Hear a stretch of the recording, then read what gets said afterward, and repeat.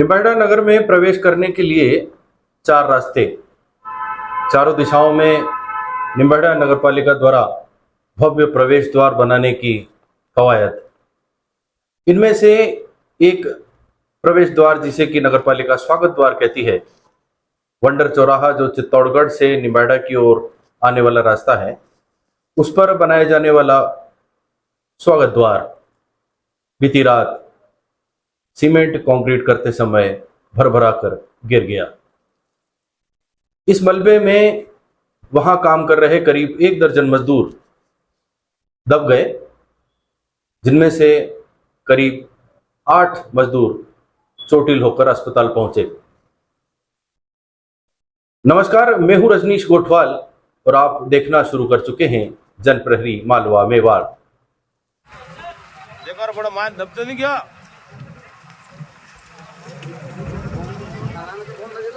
नहीं वो तो निम्बाड़ा वंडर चौराहा ब्रिज गिर गया।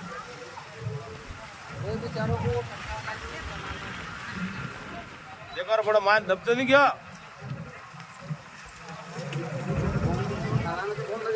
नहीं वो तो निम्बाड़ा वंडर चौराहा ब्रिज गिर गया।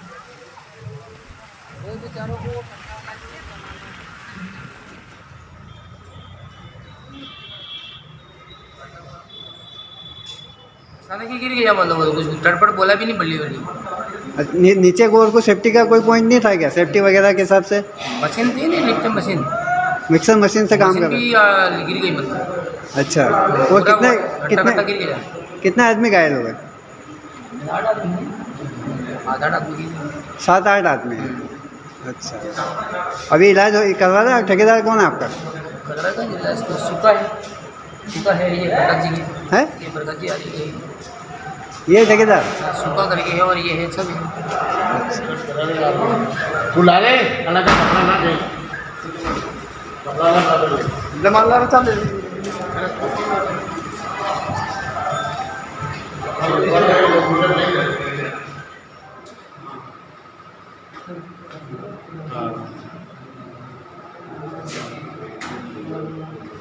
टोटल 7 पेशेंट आए हैं, उसमें से 6 जिनके माइनर इंजरीज है, फ्रैक्चर है हाथों के, है ना, लेकिन मेजर इशू नहीं उनमें। एक पेशेंट है जिसके पेट के अंदर इंजरी है, जिसमें लीवर या स्प्लीन की इंजरी सस्पेक्टेड है। वो एक्सरे वगैरह आएगा, उसके बाद अपन देख के बताते हैं क्या है। निम्बाड़ा शहर का प्रवेश द्वार वंडर सीमेंट चौराहा। मैं इस समय उस जगह मौजूद हूँ जहाँ कल शाम एक दुर्घटना घटित हुई। आप मेरे पीछे देख सकते हैं, निम्बाड़ा नगरपालिका द्वारा बनाए जा रहे ये विशाल स्वागत द्वार, जो कल शाम यहाँ सीमेंट का काम करते समय अचानक से गेट का एक हिस्सा भरभरा कर नीचे गिर गया। इस गेट के मलबे में ऊपर काम कर रहे मजदूर, जिनकी संख्या लगभग 12 के लगभग बताई जा रही है, वे दब गए, जिसमें से 6 लोग घायल होकर अस्पताल पहुंचे। नमस्कार, मैं हूं रजनीश गोठवाल और आप देख रहे हैं जनप्रहरी मालवा मेवाड़। आप इस समय मेरे पीछे देख सकते हैं, निम्बाड़ा नगर के प्रवेश द्वार पर बनाए जा रहे ये स्वागत द्वार, जो कल शाम मजदूरों का समाधि द्वार बन सकता था। आप देख सकते हैं इस समय इस मुख्य द्वार का जो ये हिस्सा है, ये टूटकर नीचे गिरा हुआ है।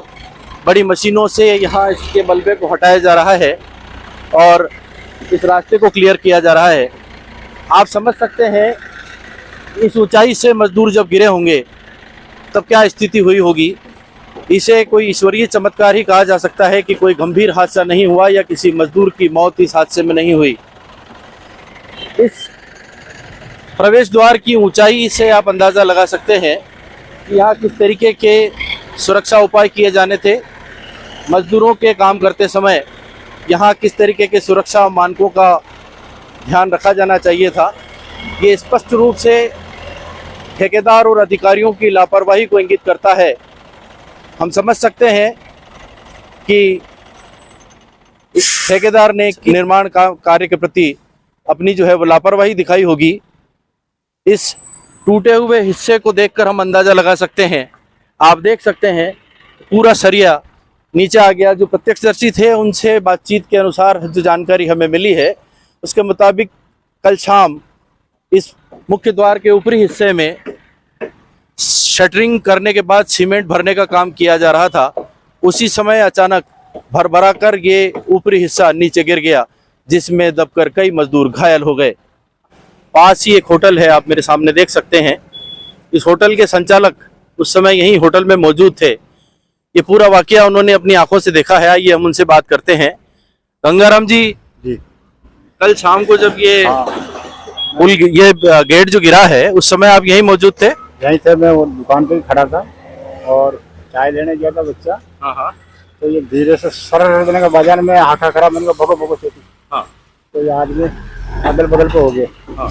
2-4 आदमी अंदर घायल हो गए। ऊपर कितने लोग, ऊपर की तरफ जो थे वो कितने चढ़े हुए थे? ऊपर तो 6 आदमी थे। 6-7 आदमी थे। तो वो सारे ही नीचे गिरे? वो नीचे गिरे, एक आदमी रह गया ऊपर एक आदमी, उस हिस्से में एक आदमी रह गया और बाकी सारे लोग मलबे में नीचे दब गए। उसके बाद क्या देखा आपने? उसके बाद में बाहर निकालने पब्लिक बहुत आ गई। मैंने कहा भाई गाड़ी भी आ गई, वो साथ ही बिठा के ले गए। कौन साहब? ये इलाज कराने वाले। अच्छा। हाँ। पुलिस भी आ गई थी। तो क्या आपने जो देखा इसमें नीचे सारे लोग उसके नीचे मलबे के नीचे दबे हुए थे? नहीं, निकल गए थे बाहर निकाल लिए थे उनको? खड़ा फिर आया मैं। अच्छा। फिर उन्होंने ले गया मेरे को। अच्छा आदमी, उन्होंने को बोला कि हाँ ठीक है। आप बता रहे थे इस पूरे मामले में आपका बेटा भी जो है वो बाल बचा कल? हाँ, मतलब मामूली लगी उनको, ज्यादा नहीं है। नहीं, आपका बेटा भी शायद इस आसपास ही था इसके? हाँ, मेरा बेटा भी यहाँ पे चाय देने गया था पास में, वो साइड में हो गया एकदम। तो क्या आपको क्या लगता है, जैसा आप समझ पाए, देख पाए कि ये जो काम चल रहा था, इस काम में क्या ठेकेदार की कोई आपको लापरवाही नजर आई? किसी तरीके का यहाँ सुरक्षा के इंतजाम नहीं थे? इसके अंदर साहब एक तो डबल पोजीशन भर दिया इन्होंने, एक पोजीशन बनना चाहिए। अच्छा, एक पोजीशन बनना चाहिए। मतलब आपका कहने का मतलब ये है कि इनको 2 हिस्सों में इसको करना था, जिसे एक ही पूरे हिस्से को एक साथ इन्होंने कर दिया जी। इसमें क्या बीच में किसी तरीके का सपोर्ट लगा हुआ था? नहीं था, पूरी की पूरी लंबाई में ये एक जैसा ही था, बीच में किसी तरीके की इसमें कोई सपोर्ट नहीं था? नहीं था सपोर्ट इसके अंदर, लगी बड़ी खड़ी हुई थी बस, इसी वजह से ये गिरा है। चलिए, धन्यवाद आपका। तो हमने प्रत्यक्षदर्शी से पूरा घटनाक्रम आपको सुनवाया। आप इस समय भी यहाँ देख सकते हैं कि बड़ी मशीनों से इस मलबे को हटाया जा रहा है। जैसा कि हमें जानकारी मिली है, इस निर्माण कार्य का ठेका जो है वो श्रीनाथ बिल्डर्स निम्बाड़ा की फर्म है ये, जिसके प्रोप्राइटर ओम कुमावत हैं। हमने उनसे भी बात करने के लिए उनको फ़ोन किया है। हम पूरी कोशिश करेंगे उनसे बात करके इस पूरे मामले को समझने की। प्रथम दृष्टया ये लगता है कि इसमें ठेकेदार और अधिकारियों की पूरी तरीके से लापरवाही थी, जिसमें उन्होंने किसी भी प्रकार के सुरक्षा मानकों का ध्यान नहीं रखा और ये दुर्घटना घट गई। तो देखा आपने घटना के समय का वीडियो और उस शाम की सुबह का वीडियो, जिस समय ये मलबा हटाया जा रहा था। जनप्रहरी ने वहाँ ग्राउंड जीरो से इस काम को करने वाले ठेकेदार को फ़ोन लगाया। वे बड़े आत्मविश्वास के साथ मौके पर पहुंचे और जब उनसे कुछ सवाल पूछे गए तो कितने मासूमियत भरे जवाब उनके थे, ये भी आपको देखना जरूर चाहिए। कल शाम जो हादसा हुआ उस समय क्या आप यहीं मौजूद थे? मेरा सुपरवाइजर था। आपके सुपरवाइजर थे। जिस तरीके से ये पूरा वाकया हुआ है और जो अभी इस समय यहाँ देखा जा सकता है, उसको देख के अंदाजा लगता है कि आपके यहाँ पे कर्मचारियों के लिए या मजदूरों के लिए सेफ्टी नॉर्म्स का पूरी तरीके से पालन नहीं किया जा रहा था। पालन किया जा रहा था, सेफ्टी नॉर्म्स से कोई कमी नहीं थी। अगर ज्यादा सेफ्टी नॉर्म्स से कमी रहती तो बहुत बड़ी दुर्घटना हो सकती थी। इतनी 25-28 फीट की हाइट से गिरने के उपरांत जनहानि होने की पूरी संभावना थी। एक भी जनहानि नहीं हुई है। सेफ्टी थी तो ही तो नहीं हुई, नहीं तो जबरदस्त जनहानि। सभी रिलीज कर दिए गए हैं। एक पेशेंट जो उदयपुर था उसको भी शाम तक रिलीज कर दिया, एमआरआई वगैरह करा दी गई, उसकी कंप्लीट है, शाम को रिलीज कर दिया जाएगा। हम आपकी बात थोड़ी देर के लिए मान लेते हैं कि यहाँ सेफ्टी नॉर्म्स का पूरी तरीके से पालन किया जा रहा था। अब आप हमें थोड़ा ये भी स्पष्ट करें कि किस तरीके के सेफ्टी नॉर्म्स आप जो है वो यहाँ लागू किए हुए थे, क्या क्या उपकरण ऐसे थे जो मजदूरों की सुरक्षा के लिए आपने यहाँ उपलब्ध कराए थे? सभी थे सेफ्टी नॉर्म्स हमारे जो हम करते हैं। जैसे उनके पास टोपे वगैरह कंप्लीट है, अगर गिरते हुए किसी भी इंजरी, हेड इंजरी नहीं हुई थी 25 फीट की हाइट से गिरने के बाद भी। और मशीन का बोल्ट वगैरह टूटने से मशीन उधर फेंकी है। बाकी सारे साधन नए थे, सारे राफ्टर नए थे, आप देख सकते हैं, फोटो में दिखा सकते हैं, सारे राफ्टर और बल्लियां नहीं थी, ब्रेसिंग वगैरह कंप्लीट थी। आप इसका फोटो देख सकते हैं, देखिए आप फोटो दिखाइए। नहीं, आपका कहना ठीक है, आप जैसा कह रहे हैं कि आपने सेफ्टी नॉर्म्स का पूरा पालन किया था, ब्रेसिंग वगैरह पर कंप्लीट। आप कितने वर्षों से ठेकेदारी का काम कर रहे हैं? 15-17 वर्षों से 15 साल, यानी कि काफी लंबा अनुभव है आपका। आप अच्छी तरीके से समझते हैं कि ये कितनी ऊंचाई है? 25 फीट की ऊंचाई पर कोई मजदूर जब काम करता है तो सुरक्षा मानकों के अनुसार किन उपकरणों का प्रयोग किया जाना चाहिए? मात्र हेलमेट, आप कह रहे हैं कि हेलमेट यहाँ पे उनके सिर पे था जिस वजह से कोई हेड इंजरी नहीं हुई, क्या इसके अलावा और कोई सुरक्षा उपकरणों की आवश्यकता 25 फीट की हाइट पे नहीं होती है? आप पहले इस बात का जवाब दें, फिर हम आपको बताते हैं कि किन किन मानकों की आवश्यकता होती है। हो सकता है, अब हमें उतना जानकारी नहीं। नहीं, आपको बताना पड़ेगा। देखिए, एक बात है कि आपकी जवाबदेही है, ये ईश्वर की कृपा रही कि यहाँ किसी तरीके की जनहानि नहीं हुई। आप इस तरीके से किसी चीज का एक्सक्यूज लेके अपनी जिम्मेदारी से नहीं बच सकते। मैं आपसे स्पष्ट तरीके से पूछ रहा हूँ कि 25 फीट की ऊंचाई पर किन किन सुरक्षा मानकों का आपको ध्यान रखना चाहिए, क्या क्या उपकरण मौके पर उपलब्ध होने चाहिए, आप ये स्पष्ट करें। अब इतना मेरे पास नहीं था, हमने जो कर सकते थे इतना कर रखा था, इससे ज्यादा हमारे पास नहीं था। इसका सीधा मतलब ये हुआ कि आपको इस बारे में किसी प्रकार की कोई जानकारी नहीं है? हाँ ठीक है साहब, नहीं है। चलिए, ये आप देख सकते हैं, इस समय जो हमने बात की है इनसे, ये पिछले 15 वर्षों से ठेकेदारी का काम कर रहे हैं और इन्हें 25 फीट की ऊंचाई या इससे अधिक ऊंचाई पर सुरक्षा मानकों का क्या ध्यान रखा जाना चाहिए या किस तरीके के सुरक्षा उपकरण वहां होने चाहिए, इसका इन्हें कतई अंदाजा नहीं है।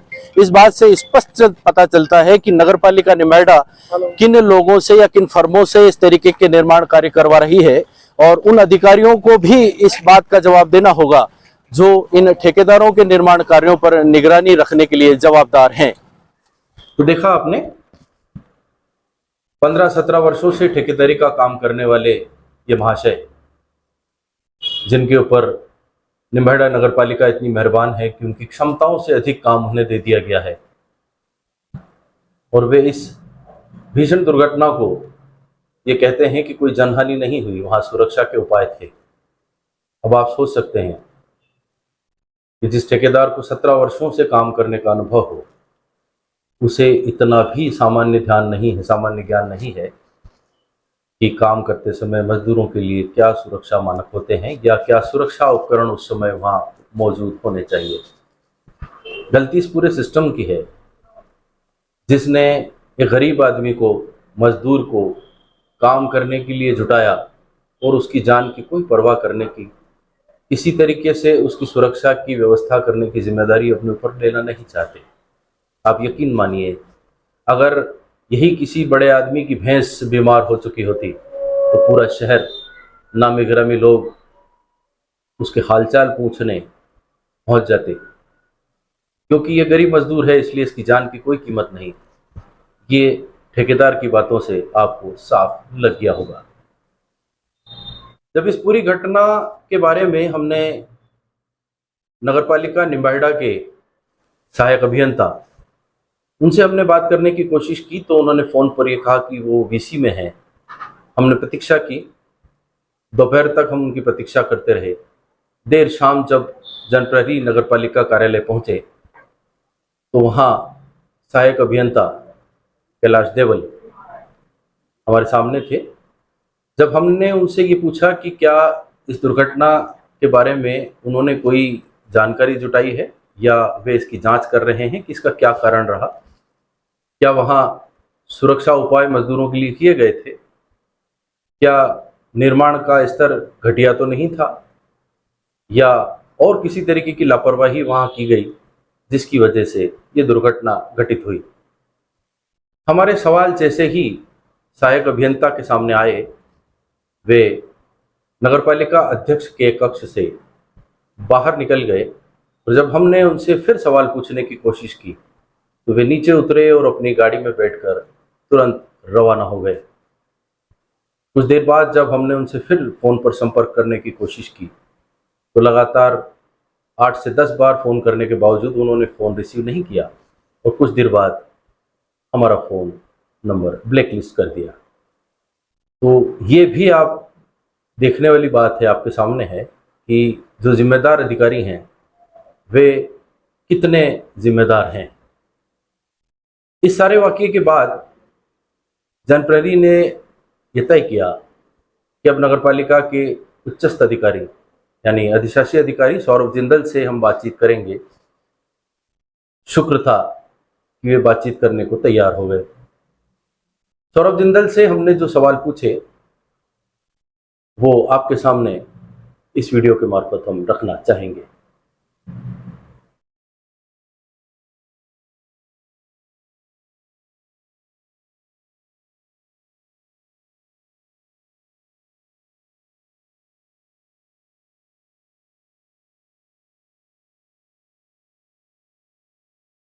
बीती रात निम्बाहेड़ा शहर के प्रवेश द्वार यानी कि नगरपालिका द्वारा जो स्वागत द्वार बनाए जा रहे थे, उस स्वागत द्वार का गिरना और उस गिरने से संबंधित कुछ तकनीकी कारणों के बारे में हमने जब यहाँ के सहायक अभियंता से बात करने की कोशिश की तो वो कार्यालय छोड़कर चले गए। इसी बारे में यहाँ के उच्चस्थ अधिकारी निम्बाहेड़ा नगरपालिका के अधिशासी अधिकारी श्री सौरभ जिंदल से हम बात करना चाहेंगे कि इसके बारे में उन्होंने क्या इसके बारे में कोई जांच बिठाई है या इस घटना के पीछे क्या कारण उनके सामने प्रथम दृष्टया आए हैं। नगर पालिका निम्बाहेड़ा में 4 स्वागत द्वार बनवाए जा रहे हैं, जिनमें 3 का कार्यादेश दिया जा चुका है और साथ ही 1 की टेंडर प्रक्रिया चालू है। इस प्रकार से 4 स्वागत द्वारों में चारों एंट्री पॉइंट पर ये 4 स्वागत द्वार बनाए जाएंगे। प्रथम जो स्वागत द्वार है ये हमारा जो है बंडर चौराहे पर निर्माणाधीन था, जिसमें एक और की कास्टिंग का काम पिछले 10 दिन पूर्व 15 दिन पूर्व ही हो चुका था और सफलतापूर्वक जो है वो चल रहा है। उसके नीचे से कई व्हीकल्स और लोगों की आवाजाही बिल्कुल अनवरत रूप से चल रही है, किसी प्रकार कोई इसमें खामी नहीं है। दूसरी ओर का जो स्वागत द्वार था वो कल मेरे संज्ञान में आया कि कल उसका निर्माण कार्य चल रहा था और लगभग कंप्लीट उसकी जो है भराव होने के बाद में लास्ट की जब उसमें टोकरी इसमें डाल रहे थे तो बताया गया कि उसकी टोकरी जो थी वो सीमेंट से भरी हुई और पूरा जो उसमें भरा था कंक्रीट भरा था, तो वो जो है मजदूरों की खामी के कारण से, कोई तकनीकी खामी के कारण से और वो बल्ली जो है अड़ गई और वो जो है कहीं ना कहीं उसमें फिसल गई। चूँकि ये बहुत बड़ी चूक है और चूँकि किसी की भी जो जनहानि है उसकी कोई कीमत नहीं होती है और इसमें कल जो है लगभग 3 मजदूरों के जो है उसमें चोट हुए हैं और एक को तो जो है उदयपुर भी रेफर करना पड़ा। इसकी पूरी हम जांच भी करवा रहे हैं, तकनीकी अधिकारी से जांच करवा रहे हैं और जो भी इसमें जिम्मेदार होंगे, यदि हमारे तकनीकी अधिकारी जिम्मेदार है तो वो उसके रिलायबल रहेंगे और यदि जो है कॉन्ट्रैक्टर बेस पर यदि कोई खामी है तो वो उसके लिए जिम्मेदार रहेगा और जो भी नियमानुसार कार्रवाई है वो उसकी की जाएगी।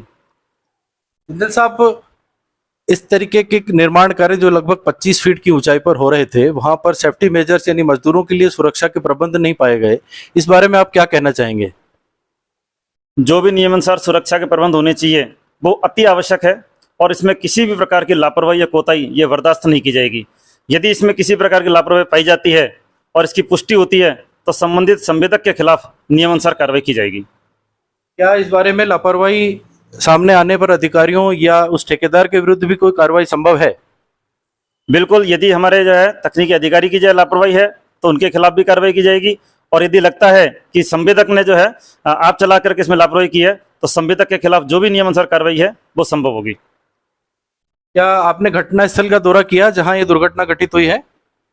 बिल्कुल, मैंने आज सुबह ही इसका मौका देख लिया था और मौका देखने पर बिल्कुल स्पष्ट दिख रहा है कि 25 फीट की ऊंचाई से और ये बीम गिरे थे और इसमें जिस प्रकार से जो ये बचाव हुआ है, मैं तो इसको बचाव मानूंगा कि जो है इतनी ऊंचाई से भी गिरने के बावजूद भी और बहुत ज़्यादा चोट नहीं आई है और केवल एक को हमको रेफर करना पड़ा। ये भगवान का शुक्र है कि इसमें बड़ी कोई हमें जो है इंजरी नहीं हुई है। तो ये आगे इस प्रकार की नहीं हो, इसके लिए हम पूरी जो है प्रयास करेंगे।